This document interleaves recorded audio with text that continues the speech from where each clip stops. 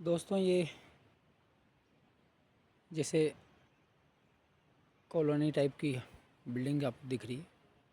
अपने ज़्यादातर आवासीय इलाकों में आजकल सिटी में इस तरह से कॉलोनी है और हर घर के आगे थोड़ा सा एक नाली के बाहर एक एरिया भी होता है। तो उसी टाइप की कॉलोनी हम इसको समझ सकते हैं। वैसे ये विद्यालय है, इसमें बिल्डिंग्स बनी हुई हैं और इसके आसपास थोड़ी थोड़ी खाली जगह पड़ी हुई है।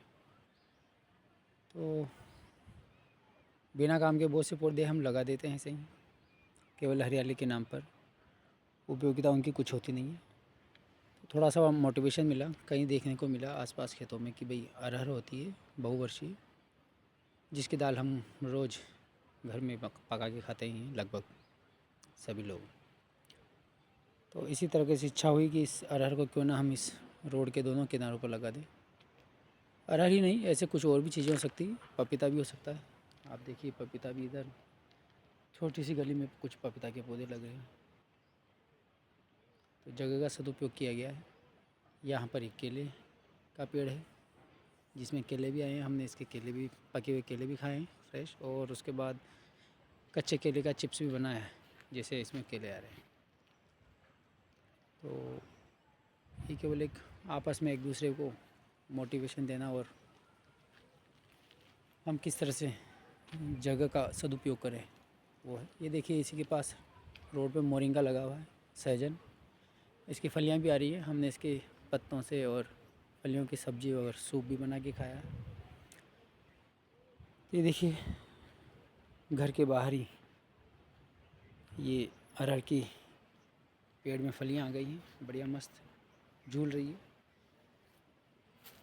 प्रकृति हमको बहुत कुछ देती है, हमको तो केवल बस अपनी दिमाग लगाना है, समझ लगानी है। ये फूल लगे हुए हैं। ये देखिए कितना अच्छा इसमें फल आ रहा है, मतलब एक तरह से दाल की जो फलियां हैं वो लहरा रही हैं। बड़ा अच्छा लगता है, मन को देख के बड़ी प्रसन्नता होती है। फूल भी बड़े सुंदर हैं इसके। ये जो पेड़ है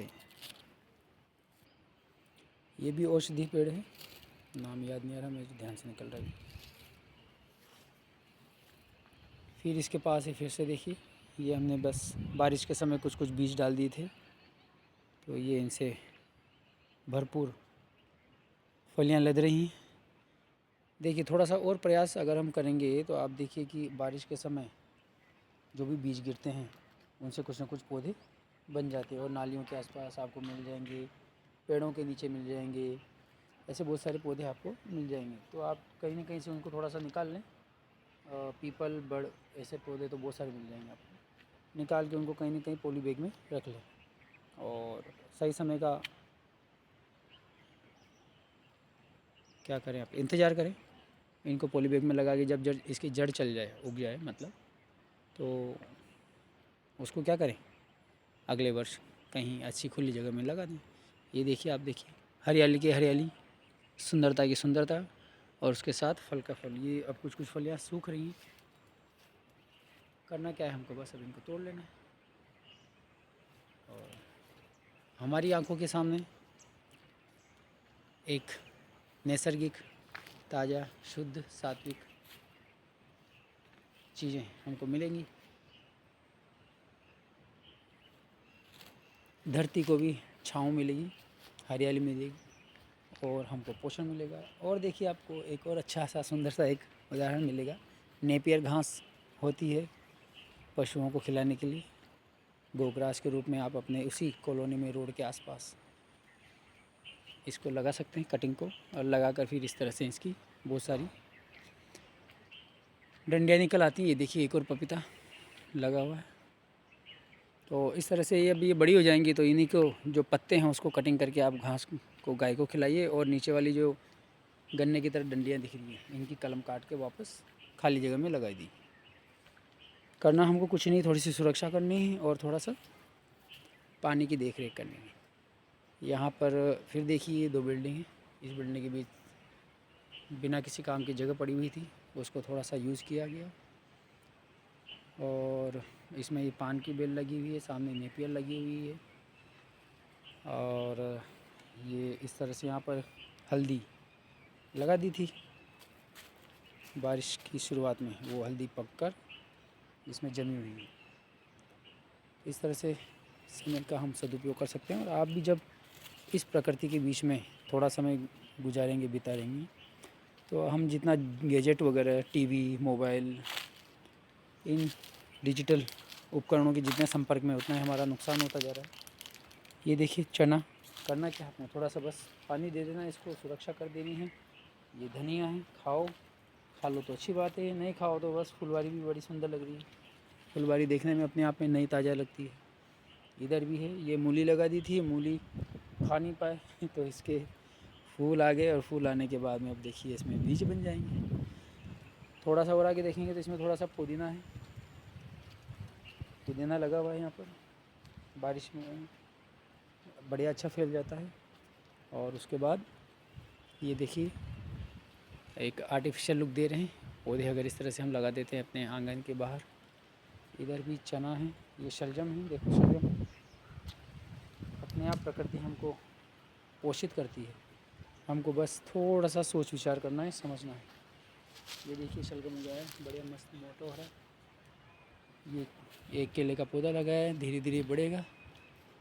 ये सामने शहतूत का पेड़ है, इसमें शहतूत आएंगे। हमने पास से ही एक जगह से लाकर 2-4 पौधे लगा दिए थे।